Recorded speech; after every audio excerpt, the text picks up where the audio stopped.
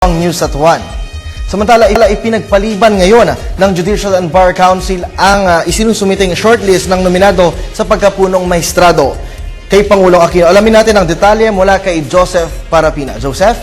Maraming salamat kasama Kirby. Totoo yan, nabigong po ngayon ng Judicial and Bar Council na magsumite ng shortlist ng mga manunomining sa pagka-Supreme Court Chief Justice. Ayon po sa pamunuan ng JBC, niling po rin na Congressman Neil Tupas at Senator Francis Escudero na ipagpaliban na lamang ito sa darating na Miyerkules.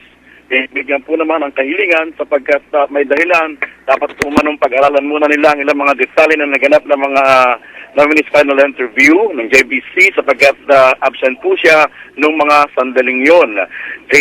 Tininilig po ng Council ang pagliban ng ilang mga miyembro ngayong araw na ito kung kaya't kung ngayon po sila magbubutuhan ay hindi kumpleto at may pa mga dapat detalyeng dapat salakayin at hindi daw naman ang napakabigat ng 2 araw para paghintay nila para makabuo ng isang maganda at pinanadesisyon sa darating na Miyerkules para sa shortlist ng pagkapunong maestrado ng ating bansa na ibibigay kay Pangulong Benigno S. Aquino III.